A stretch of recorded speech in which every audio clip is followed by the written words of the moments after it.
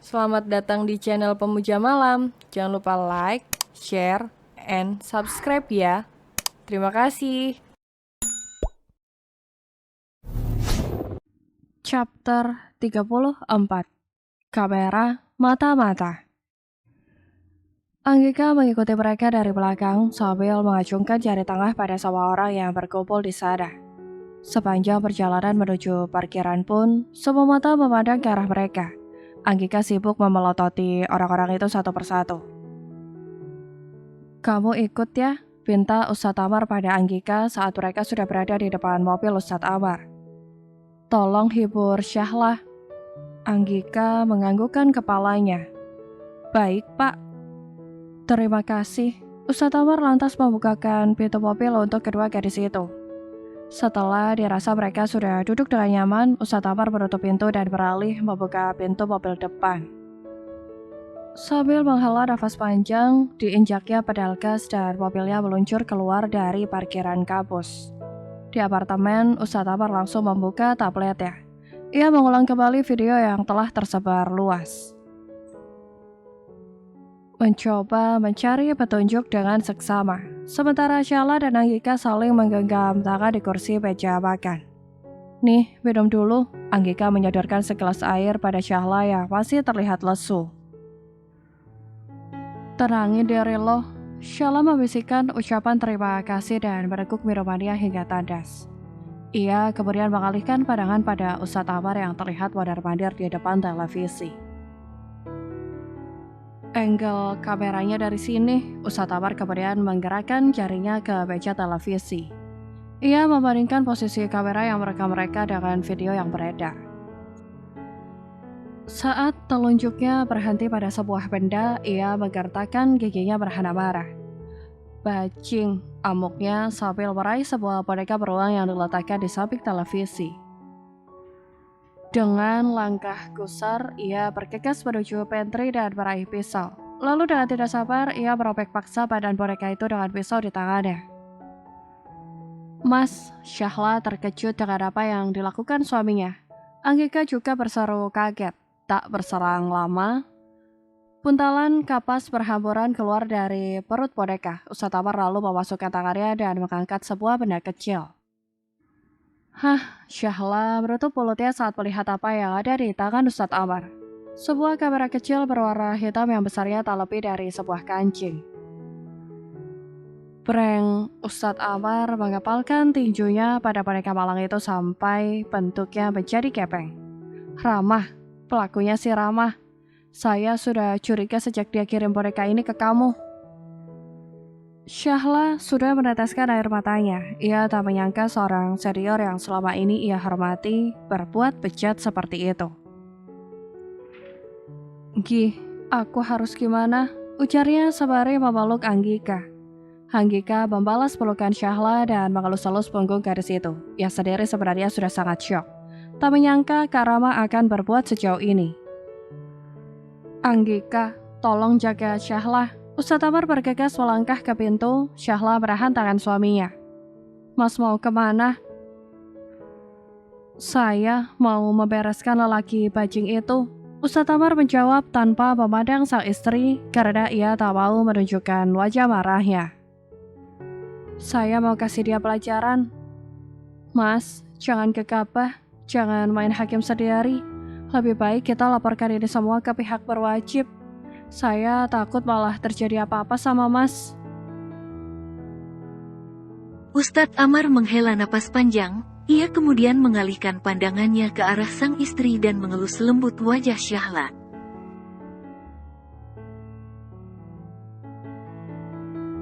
"Kamu tenang saja sayang, saya nggak akan melakukan sesuatu yang berbahaya.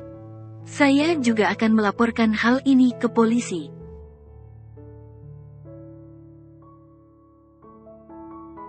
"Tapi, saya harus bertemu langsung dengan wajah sang pelaku yang sudah mempermalukan kamu." Ustadz Amar lantas mencium kening Syahla dengan hati-hati.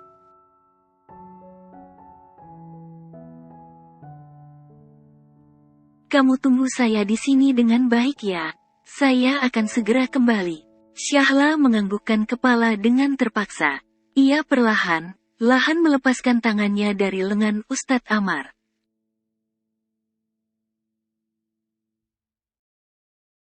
Ustadz Amar tersenyum dan melangkah keluar dari apartemen.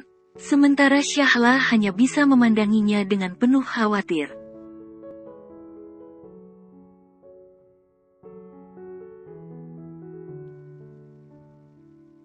Tujuan pertama Ustadz Amar apalagi kalau bukan ke kampus. Tapi ia tak bisa sembarangan masuk begitu saja setelah kejadian tadi. Maka ia menunggu dengan sabar sampai target terlihat.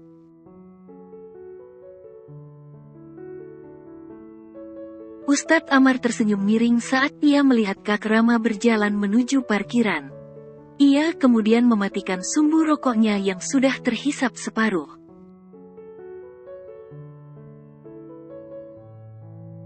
Sebenarnya Ustadz Amar sangat jarang merokok, kecuali jika sedang stres.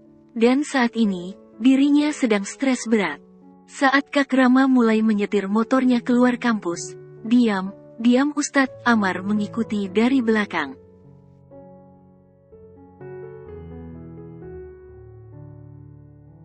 Ia dengan sabar mengikuti kemanapun lelaki itu pergi. 10 menit kemudian, Kak Rama menghentikan motornya di depan sebuah kosan khusus laki-laki.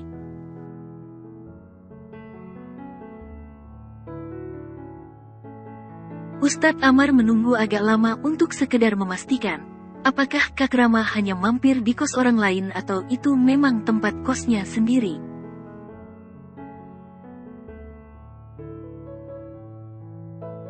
Setelah merasa yakin, ia langsung keluar dari mobil dan memasuki gerbang kos yang memang sengaja dibuka.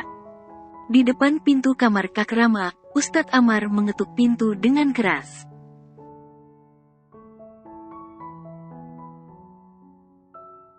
Karena tidak kunjung ada jawaban, Ustadz Amar kembali mengetuk dengan lebih keras. Membuat sang pemilik kos berseru marah.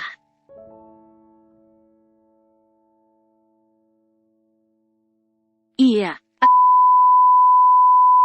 Sabar Elah, terdengar seruan Kak Rama dari dalam rumah. Tepat ketika pintu kamar sudah terbuka, Ustadz Amar tanpa berkata apapun langsung menyambut Kak Rama dengan sebuah tinju.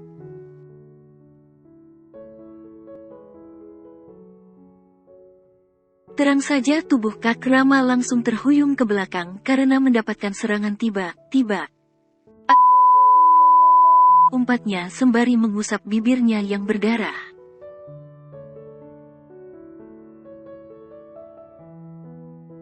Mau lo apa sih? Kak Rama lantas berdiri dan melihat dengan seksama siapa penyerangnya. Setelah sadar, ia membelalakan matanya.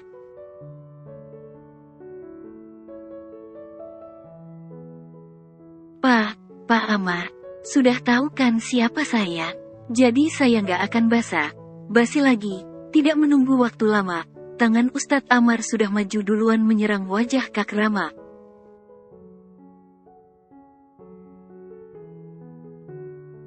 Kak Rama kewalahan dan membalas tinjuan itu sampai berhasil membuat sudut bibir lawannya berdarah.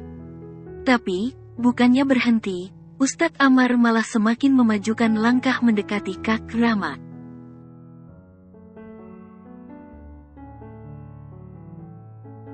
Tolong, Kak Rama berteriak ketakutan.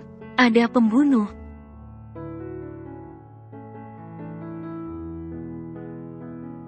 Ustadz Amar mencengkeram kerah Kak Rama dengan geram. Selama ini saya sudah bersabar sama kamu karena Syahla.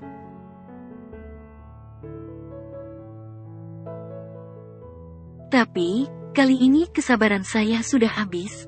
Apa maksud kamu memasang kamera mata pada boneka itu? Saya nggak melakukan itu, emang apa buktinya?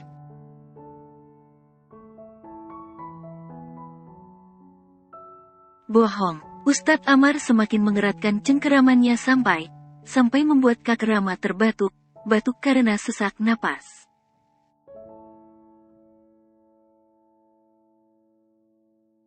Saya sudah ada buktinya, kalau kamu butuh bukti yang lebih valid, ayo kita pergi ke kantor polisi. Mata Kak Rama membulat, kalimat kantor polisi membuatnya ketakutan.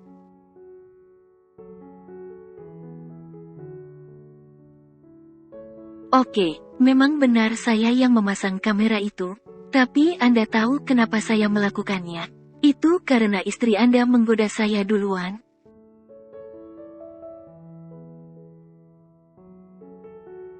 Hah, Ustadz Amar menggertakkan giginya. Nggak usah bicara macam kamu.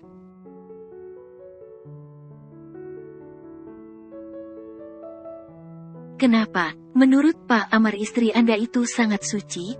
Pak, asal Anda tahu, Syahla itu sudah pernah tidur sama saya.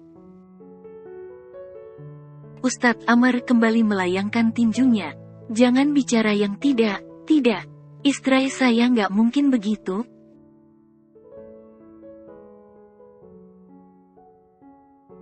Kak Rama meludahkan darah dari mulutnya dan menatap Ustadz Amar dengan tatapan sinis.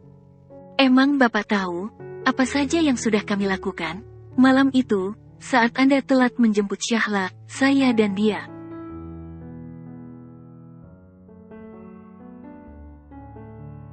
Diam kamu, Ustadz Amar sudah tidak bisa menahan emosinya lagi. Ia menyerang Kak Rama dengan membabi buta. Kak Rama sendiri sudah tidak berdaya, ia hanya bisa pasrah ketika pukulan Ustadz Amar membuat wajahnya menjadi babak belur.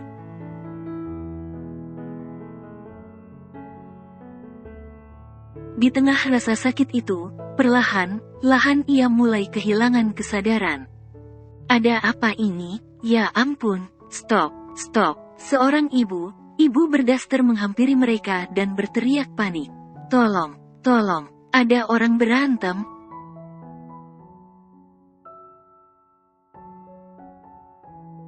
Tinju Ustadz Amar melayang di udara. Ia baru sadar kalau dirinya berbuat terlalu jauh. Kak Rama yang berada di bawahnya sudah tergeletak tak berdaya. Dengan napas memburu, Ustadz Amar lantas berlari keluar dari kamar kos itu dan segera masuk ke dalam mobilnya.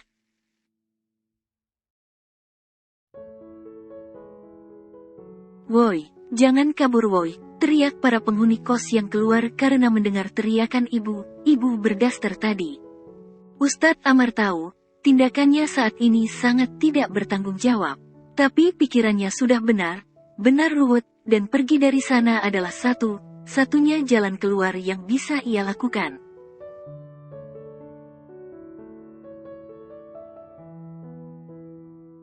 Ustadz Amar melajukan mobilnya dengan ugal-ugalan. Ia tidak peduli lagi dengan rambu lalu lintas. Beberapa pengendara yang hampir ia serempet bersumpah serapah, tapi ia tidak peduli dan malah menambah kecepatannya.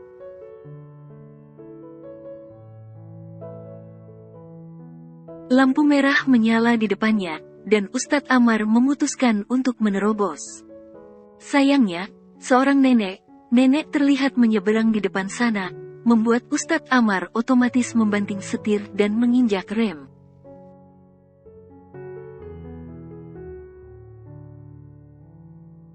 Memang tidak ada korban jiwa dalam insiden itu. Hanya saja, perbuatan Ustadz Amar menimbulkan kemacetan dan seruan marah para pengguna jalanan.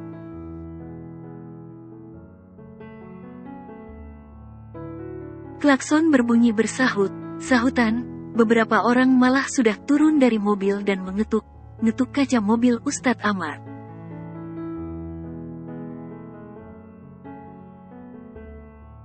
Berteriak menyuruhnya turun. Sementara itu di dalam mobilnya, Ustadz Amar hanya bisa menatap orang itu dengan tatapan kosong.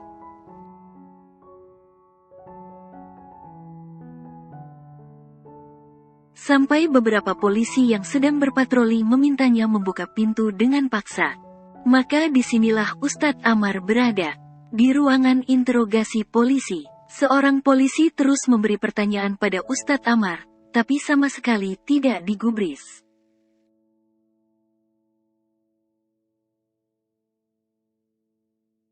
Ustadz Amar tetap terdiam sembari memberi tatapan kosong.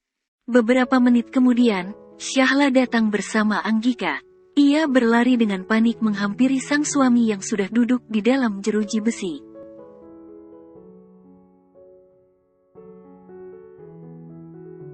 Mas, kenapa? Syahla berseru panik. Pak, Suami saya kenapa? Tanyanya pada beberapa polisi yang berada di sana.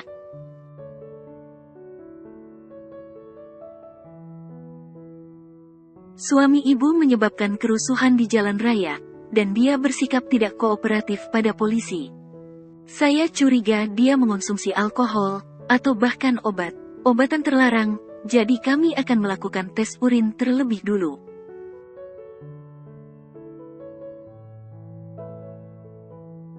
Jelas seorang polisi. Pak, suami saya nggak mungkin begitu, kami memang sedang ada masalah. Tapi saya yakin suami saya tidak akan mabukan apalagi memakai narkoba.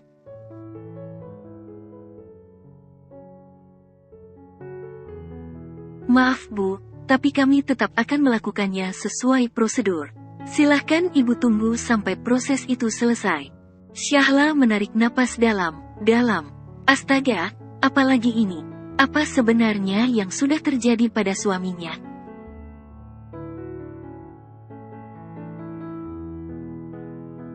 Lah, Anggika menepuk lembut bahu Syahla. Pak Amar babak belur.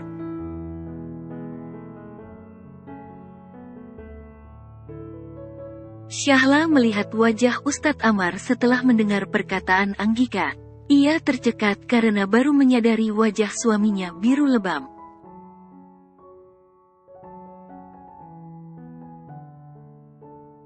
Bahkan ada darah segar yang mengalir di sudut bibirnya.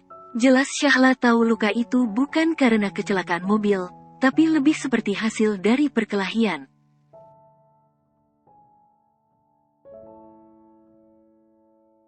Syahla mendekati sel penjara tempat suaminya ditahan dan ia berjongkok untuk mensejajarkan tubuhnya dengan Ustadz Amar yang duduk sambil menyandarkan punggung ke tembok.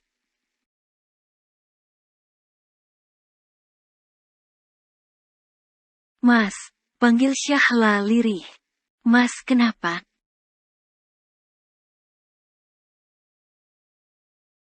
Ustadz Amar hanya memandang Syahla sekilas. Kemudian ia menggelengkan kepalanya dan memalingkan muka. Mas, air mata Syahla kembali merebak.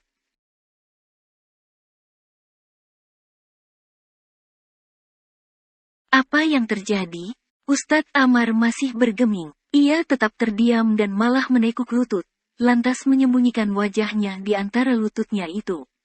Syahla menghela napas frustasi.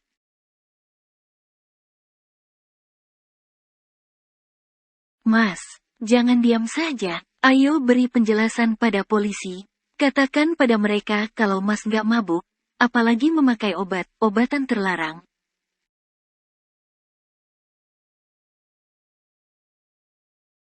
Maaf Syahla, Ustadz Amar berbicara dengan wajah yang masih menelungkup.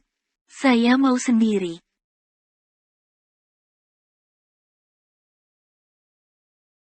Mas, Syahla menggelengkan kepalanya. Ini bukan waktu yang tepat. Mas bisa dipenjara kalau diam saja. Saya butuh ketenangan, Syahla. Ustadz Amar berkata dengan nada tinggi. Tapi ia kemudian menyadari hal itu dan menundukkan kepalanya lagi.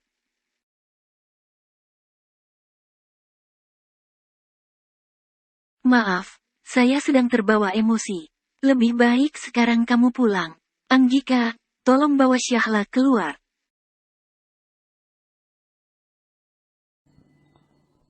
Bersambung.